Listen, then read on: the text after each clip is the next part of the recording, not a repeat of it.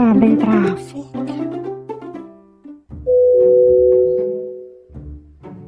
Ito yung maandam. Sira. Hindi pala ko nakapindot. This has been the 4th time this year I've been asking to waive your late fees, ma'am. Don't you know that we can only waive your late fees 3 times a year? Are you asking me or are you telling me? I'm telling me. I'm telling you and I'm asking you at the same time. Grabe, ang daming stopover ng elevator. Muntik na ako ma-overbreak. Himala, walang calls. Computing ko na lang nga yung sasahurin ko.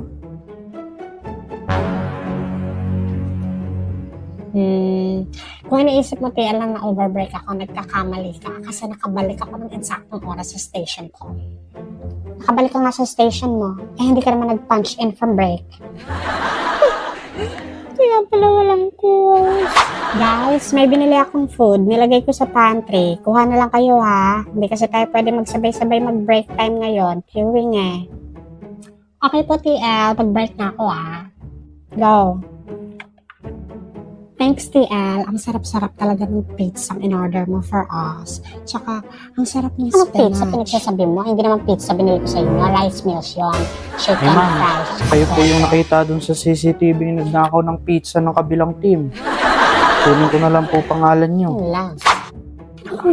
Grabe naman yung queuing ngayon.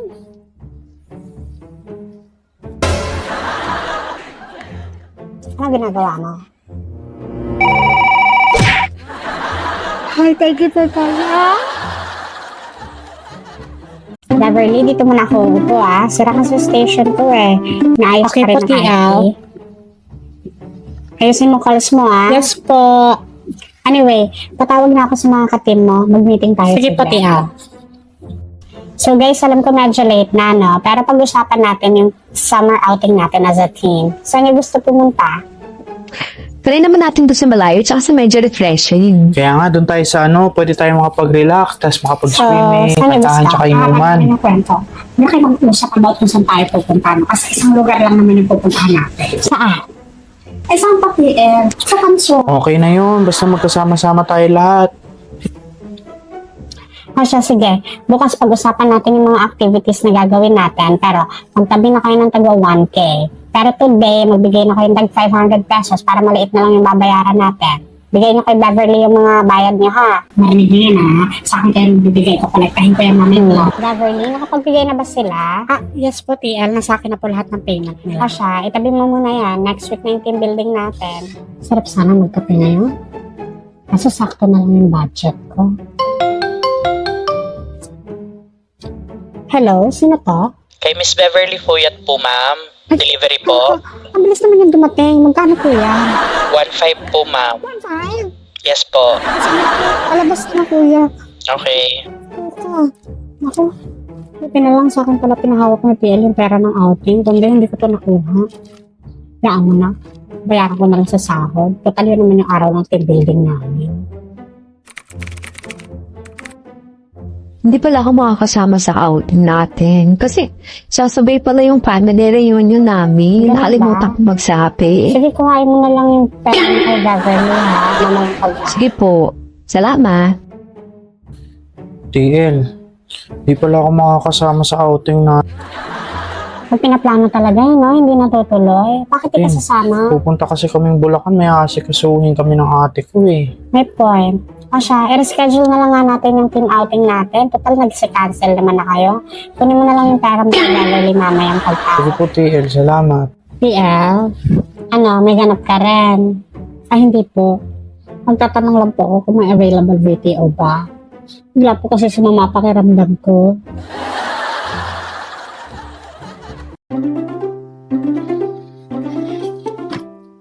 PL, di mo na ako kakain ngayong lunch. Matutulog na lang ako sa sleeping quarters. Di ako nakatulog sa bahay kanina. May nagbe-birthday yan kasi sa amin. Ang ingay ng videoke. O sige, basta huwag ka magpapa-overbreak ha. Sige po. Bad 5 po, ma'am. Salamat ate. Ate, pwede pagising ako mamayang 3:45 a.m. Baka hindi ako magising ng alarm eh. Though my alarm is powerful, pero yung antok ko is unbeatable. Sige po ma'am, 3:45 a.m. po. Salamat. Sarap humiga. Kaso grabe. Amoy paa.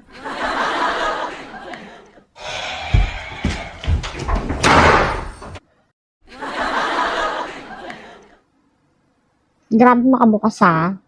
Bahay niyo, te.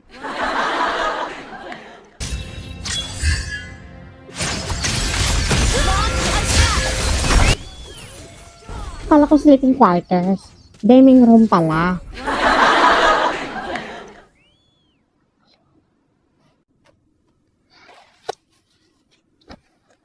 At uminit. Sino nag-32 ng aircon? Ano to? Incubator?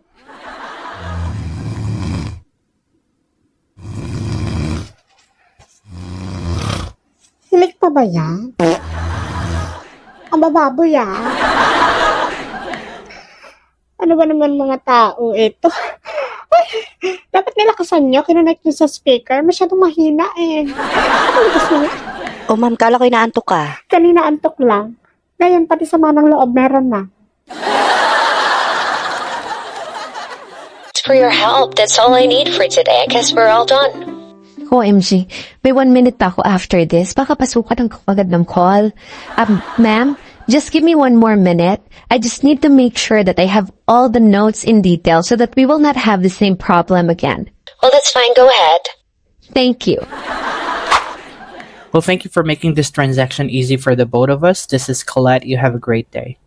Ay, ano ba yan? May 1 minute pa pala. Baka pasukan ako ng call.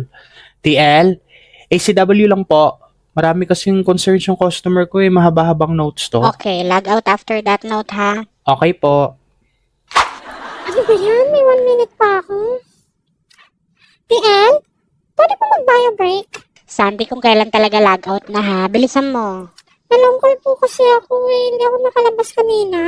Bilisan mo na nga. Go na. Salamat po.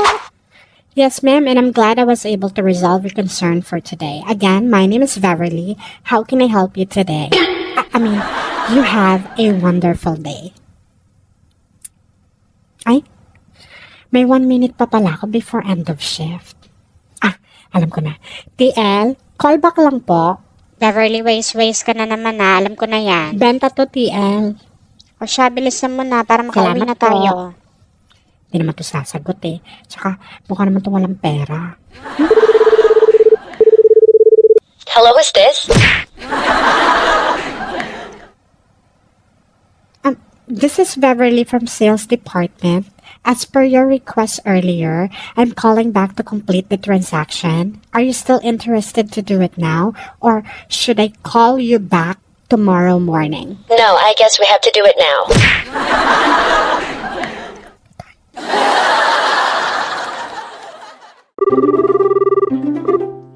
Thank you for calling customer service department. My name is Colette. How can I help you? I want to make a payment. All right, I'll be glad to assist. Can I have your name and account code, please? Pamela Ford 0810. Thank you, Miss Ford. I see a $164 balance due for this month. Are we going to take care of it all today? Yes, please. Okay. Will you be using a Visa or MasterCard? It's the Amex. Sure. No problem. Can I have the card number? Why? What do you mean, why? Why you're asking for my card number? Because we're going to process a payment and there is no card saved on file. I don't want to give my card information over the phone. So, how are we going to process the payment? Well, I'm not even sure if I'm talking to the right person. I mean, you're the one who called us, right? Yeah, forget about it. I'm not comfortable giving my card number over the Well, if phone. you don't want to do it with me, then I can walk you through how you can process the payment through the app. Well, I don't do any of that. I don't trust today's technology. I respect that. I just want to set a expectation that your services may be suspended if payment is not posted within the next 48 hours. Why are you going to suspend my services if I'm calling to make a payment? Yeah, you're calling us to make a payment, but you don't want to give your card details. Can I speak to someone else, please? I don't like your attitude. Sure, hold on. Gracias por llamar al servicio de atención al cliente. Mi nombre es... Someone else pala. Junk.